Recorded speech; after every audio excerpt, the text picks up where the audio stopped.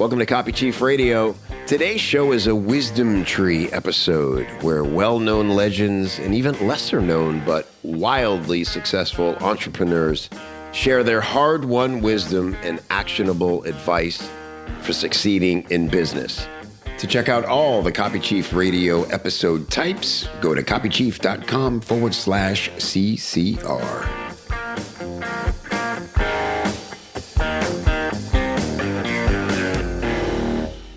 Hey friends, here today with Michael Fishman. Michael and I first met probably, 10 years ago, maybe, possibly 7 years ago. That's about right, yeah. Yeah, at one of Ryan Lee's events and have a lot of mutual friends. I've been very privileged to attend a few of Michael's consumer health summits, and it is about the highest level, closed door, invite only kind of summit you can have. To give you an idea how high level it is, I met Gary Bencivenga there, which is a thrill and not something you get to do many places. And so, Michael, it's great to talk to you again, have you back on the podcast to hear what you got going on and kind of what's happening in the health space. Well, hey, Kevin, it's an honor to be here. The journey together has been a similar honor. So thank you. Thank you, man. So you advise the highest, the biggest health brands and have now for a couple of decades. We know that there's been such a shift in how a lot of companies market the different platforms. We've all had to learn that, compliance has become a big issue, those kinds of things. What would you say gives the best companies the big advantage these days? Wonderful question. I mean, go straight for the heart of the matter, right? The number one thing for me is the point of differentiation. I call it the flag on the moon, which is when you're on the moon. I haven't been there yet, but I'm imagining when you're on the moon, you put your flag down. The only one standing there is you. Or Jerry Garcia said, don't be the best at what you do, be the only one who does what you do. The point of differentiation, that literally unique piece, most brands have multiple examples of what that could be. It could be who's leading the company. It could be how many years in business. It could be the ingredient that is the active ingredient in the supplement. It could be the AI that is powering tonal, those kinds of things. So there's no limit. There's so many angles and attributes that can become or be identified as the point of differentiation. I think what goes in tandem with that unavoidably, and you can't really have one without the other, is a unique voice, and really a consistent voice and a crafted voice. Crafted is the wrong word. Crafted means you make something up that maybe isn't you, but like the authentic voice. Right. Identifying the voice of the brand and being rigorous and consistent about communicating in that manner, which shouldn't be hard because it goes back to the fact that it's organic and authentic. But those two things, point of differentiation, consistent, relatable, identifiable voice. Yeah, I love that. So true, so accurate, especially with health, right? I mean, you're asking people to trust you with their most precious commodity. So trust has to be there, has to be nurtured, has to be organic. What are some ways that you've seen? Because I think we can probably sort of more easily identify the common threads between companies that do this well. They're genuine, they're open, they share their work, they show their research, they show their science, right? They're transparent. What are some ways that you've seen companies who may be well-meaning kind of get this wrong? I have the honor of working with a lot of people that are well-meaning and getting it right. It tends to be this. I mean, when you're working with founders, when you have the honor and privilege of supporting founders whose heart really is in what they're doing, and the currency of success is principally that of impact. With significant impact, as we all know, comes significant rewards. But when I do see companies where they're in the category with a financial incentive, is when other things tend to get manufactured or created that is not from authenticity, but from what they think they should sound like. Right. Almost literally what I said before, crafting or creating a voice that is what they think the market would want to hear versus the voice of who they really are and what is the soul of that business. We both know, I know in your student groups, the people you mentor and teach, There are people creating copy, not just for brands, but for personal brands, for individuals. Right. Coaches, doctors, people in the financial world, people whose business is their name and face. And I think at this point, needless to say, the marketing for personal brands is literally the voice of that man or woman. And anybody who's writing copy for a personal brand needs to step into those shoes to the very best of their ability and get guidance and counsel from that personality, him or herself. The voice of a commercial brand is probably a little more elusive because it's not the voice of a human being. It's the voice of a brand. The voice of a brand is born of the purpose of the founder. There is some consistency there, but it's a little more elusive and probably a little more flexible when you're writing for a commercial brand versus writing for a personal brand. That's a really good point. I'm thinking of, say, Dave Asprey with Bulletproof, where there's both. You're likely to know Dave if you're buying Bulletproof products, but at least not as much as you used to. It used to be that you probably discovered Dave from his podcast or as a guest on major podcasts, and he had very innovative products. Now he's on my grocer's shelf. So I could go years of enjoying his products and never know the founder. Yeah.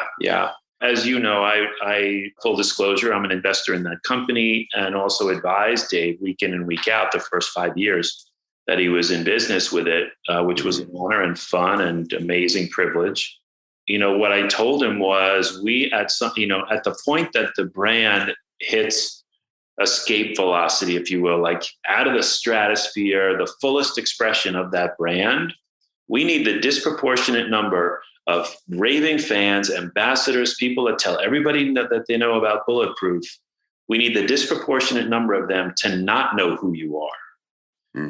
Because that has the founder, for himself or herself to get out of the way, not erase that person, but to put them peripherally on the side of the stage. And so the brand can reach its fullest expression, fullest altitude, and also not insignificantly, not get in the way of valuation.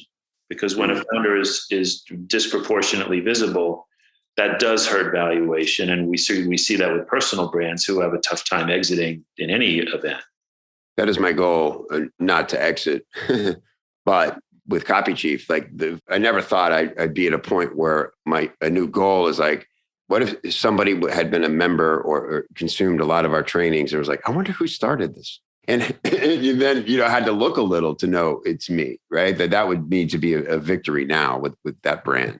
And so it's interesting to think about if you're sort of in the beginning stages of your entrepreneurial journey, because you're right, especially with freelancers, primarily our audience, it is all personal branding. It's your reputation. Chances are your name is the company. But could you start from the beginning thinking that way? Maybe name things a little differently. Your IP and your entities aren't as closely tied to your personal brand. Can only echo and agree with that, Kevin. Awesome. What sort of has you excited these days, Michael? Do you have some examples of companies who are doing a really great job of clear, compassionate marketing, being the most persuasive, and who are expressing their voices in a way that are getting the kind of impact we're talking about here? Yeah. Well, first, if it's okay with you, I just want to touch on that word compassionate for a second. Sure. I think everybody has an appreciation. I mean, even Clear could use a moment of context. Yeah. Because the goal for me, and I was, I'm borrowing, I don't remember where I first heard this. I think it might have been from somebody from hundreds of years ago. But the goal is not to be easily understood. The goal is to be impossible to misunderstand as a writer and as a communicator. If you think you're easily understood, if you really think about it, embedded in that, there are some assumptions. Oh, yeah, they'll get that. Oh, yeah, they know what that is. Oh, yeah. Oh, yeah, they know what metabolism is, homocysteine, inflammation, whatever, in the health space, let's say, or in whatever space you're in. Any assumption that people will understand you means you think you're easily understood, but you might not be impossible to misunderstand. There's a gulf or a gap between those two things. The other thing is of course you want people to understand you. You also want people to feel understood by you. And there's a gulf and a gap between those two things. And the yardstick, if you will, is they understand you when they understand the words that you're using. They feel understood by you when you use the words they use. You're talking the same language, literally the same tribe, the same community. We talk the same language. Yeah. So that's the difference between understanding the brand and feeling understood by the brand. And those two tests, be impossible to misunderstand and have the prospect not only understand you, but feel understood by you, that's clear and compassionate for me. That's clear and compassionate for me. Because here's the interesting thing. Human beings, as a matter of what I call our factory settings, which is our brain, all human beings in every culture of the world are on the lookout for evidence of their own insufficiency. We surveil our environment all day long. Oh, yeah, I'm not smart enough. Oh, yeah, I'm not handsome enough. Oh, yeah, I'm not this enough, that enough. Right. Well, that's the human condition. So whether your category is financial information, entrepreneurship, health, wellness, fitness, anything, when you put a word in front of people that they don't use, they understand it, but they don't use it, that's intellectual, but it's not a heart connection. It's less likely to lead to a relationship. When you put a word in front of people that they don't know at all, they don't blame the brand. They blame themselves because you just gave them more evidence to affirm there are any triggers or feelings of insufficiency. And we leave them in a place where they're feeling like crap because they failed vocabulary 32 years ago, right? And that's the lens through which they see things. And guess what? They're gone. And if you put them in a focus group and ask them why they left the site, they can't tell you. They cannot tell you. It's a combination of the psychology of their life, whatever those traumas are, and the limbic response, which is that any mammal has, which is that of survival. So we're even inside of copy and linguistics, we're always navigating what's their trauma and what's their limbic response. Of course, we don't know in every case, but we have to think about the avatar and navigate through that. So I think the original question is what brands or what are some examples of doing a good job? And thank you for allowing me to take that little. That was great. Oh, that was really good. I love that. Yeah. Thank you, Kevin.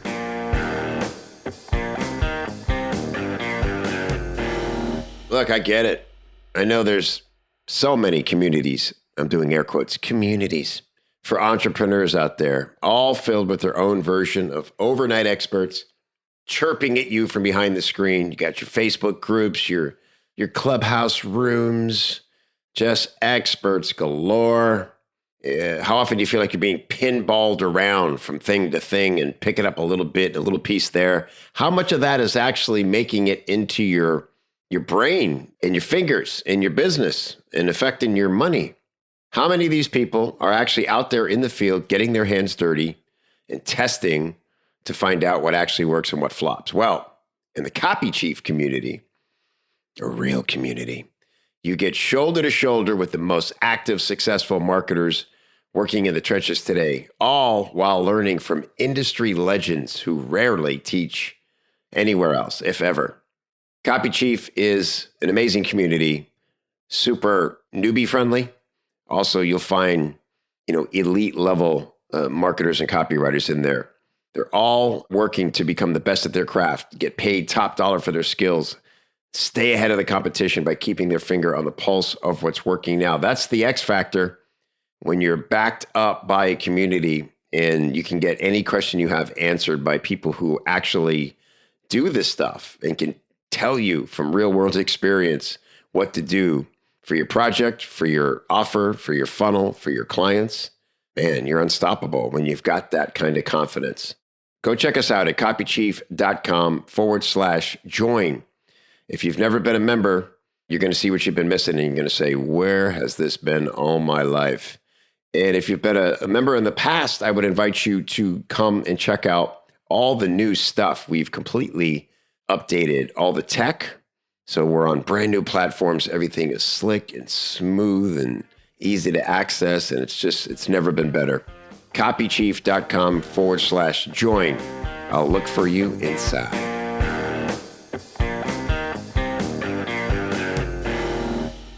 It's interesting. I mean, there's a company I have no connection to whatsoever, but there's a company well known called Levels, which is an app and I think a device as well for what's called CGM, continuous glucose monitoring. It wasn't that long ago that not, other than people that are diabetic or pre-diabetic, glucose was not one of the big conversations in health and wellness for people that either were not affected or were not aware that their blood work would demonstrate they were affected.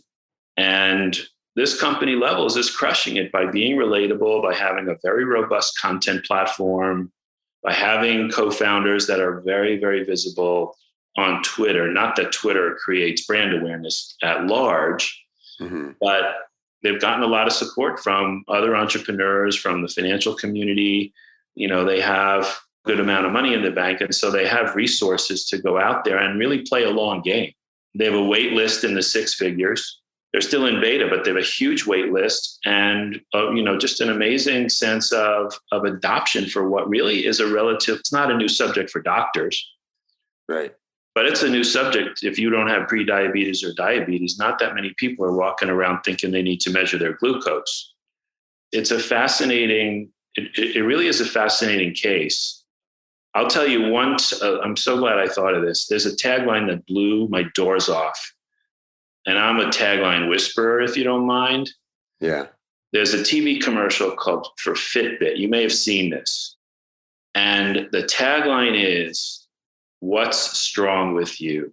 Oh, I saw that recently. Yeah. They flip "what's wrong with you," which everyone heard it. So hopefully some people never heard it, but most of us heard it in childhood or that sort of thing. Right. And you take that huge, disempowering, really hurtful statement and flip it into an amazingly empowering question. It blows my mind every time I think of it. So a lot of times it is just that kind of simplicity, especially with reference to a popular phrase. Yeah. I just think whoever came up with that is a genius. Yeah. Yeah. Or if that was one of the jump out of bed at 3 a.m, strokes of genius, or if it was days of brainstorming with lots of sticky pads on the wall. You know what I mean? It's probably a combination of both. But so good. I love what you said about Levels too, and the fact that the founders are sort of visible. I think, again, it kind of goes back to what we were talking about, just being transparent. There's a great book you may be familiar with called Show Your Work by Austin Kleon. It's a simple little book. He's a writer from Austin, Texas. It's what you think it is, but it's just fun examples of it. And it really is, to me, the most powerful sort of thing you can do. But people say, oh, things like, authentic and transparent become like buzzwords that have no meaning. They absolutely have meaning. The problem is too many people use them and move past them because they think they understand them and they don't practice them. And I think if you show your work, it makes all the difference. An example I have, Michael, is that I dye my beard, let the secret be known. So use the popular over-the-counter product for years. And it's funny, I thought the product changed their compound because it started burning my face really bad. I was angry. Why would you change your formula and not warn people? I missed it so bad because it was such a good product that I would try going back to it every once in a while, and same result, burn the heck out of my face. So I was having to use like mascaras and things. But speaking of being transparent. So anyway, finally, I would try everything that came along, the henna, all the stuff. And I'd walk around for days with a weird green tinted beard. It didn't quite work. I was like walking. And so finally a product comes along called Simpler. They promise that if you used to love that product that everybody loved and it started burning your face, they have the solution. So I couldn't buy it quick enough. And to my delight, it worked very well. Without any prompting, I immediately made them a video testimonial and sent it to them, right? Probably because we're in marketing, we know how valuable that is. The great thing was I heard back immediately from the owner of the company, the founder. And we had a lovely conversation back and forth. And the more I got to know about them, I see that they're always posting videos in their email, little tips on how to do it. And I said, boy, this is a true startup where you can see them in the trench working with their product. They had an issue with the dispenser. One side would clog up and they made a video like, we're really sorry if this happens, but we know you probably can't wait for us to replace it. So, and there's this thing that nobody's going to do. If you take this apart and you put a pin in there and it's like, but how helpful can we be even if we mea culpa, like our things not perfect? You know what I mean?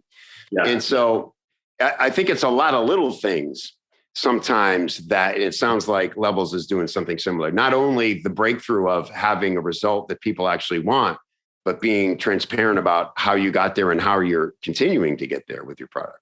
Yeah, exactly. Exactly. I love your example. And that idea of show your work. At Consumer Health Summit, we've had Professor Mike Norton from Harvard Business School talk about this. It's even exemplified in something like, not that I ordered Domino's, although I did in college, but I guess you can go on the site and see, is it in the oven? Is it in the truck? Like showing your work, like, where is it? Yeah, it's quite interesting. And anytime a company can do that, people love getting the inside look. I mean, you've spent some time in Manhattan, I think, right, over the years. Yeah. And when you go by a construction site, there are walls around the construction site, but sometimes they'll have like a porthole and you can look through and see the foundation and the machines, and everybody's curious what's going on behind the wall. Right.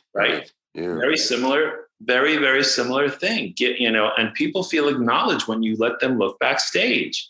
It really deepens relationships. It's something it's another differentiator. Right. As a company. We show you what's happening inside. Obviously, there's a limit to that, but the kind of stuff that excites people and makes them feel connected to you. Yeah, I love it. You made one more note that I want to touch on, I think, which is about who the prospect trusts least. Yeah. Thank you for asking that. This could be a blind spot even for some very savvy people. I hope it is. And if you've thought of it, then allow it to be an affirmation that you're right on. And especially when we have brands or personalities that are helping people with their health, with their money, with their career, with their relationship, with something that they want to improve, have it be better tomorrow than it was today. Although some things don't happen that fast. But here's the thing. We're always wanting prospect to trust us. We want to establish credibility. We want them to know, like, and trust.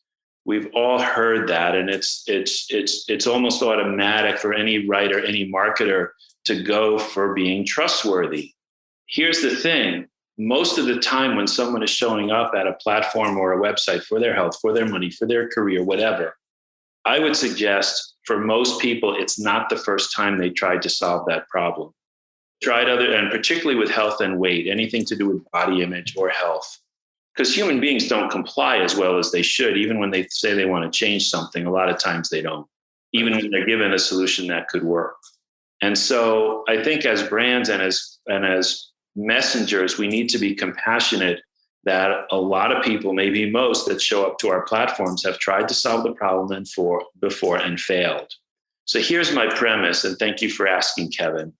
My suggestion and my premise is they can trust the brand or they can trust that author or that messenger relatively readily. The person they can't trust is themselves. The toughest person for them to trust is not you as the mentor, not you as the brand, not you as the author. The toughest person for them to trust by far is the one in the mirror, which is them. Because they know they've tried to solve the problem before. They know they failed. And in their heart of hearts, they would acknowledge if they had done what they were supposed to do, the problem would have either been solved or at least improved.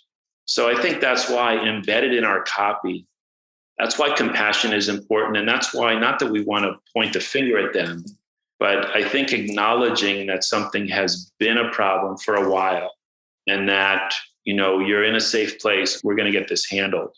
One of my favorite words, even my far more favorite word than the word free, is let's. LET''S. We're going to do it together.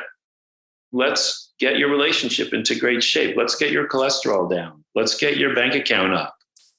And that brand could have 1 million customers, but the idea of let's create, talks about partnership, and hopefully the brand in whatever way can deliver on that experience. Right. Don't say let's unless you can deliver a let's, let's experience. Right.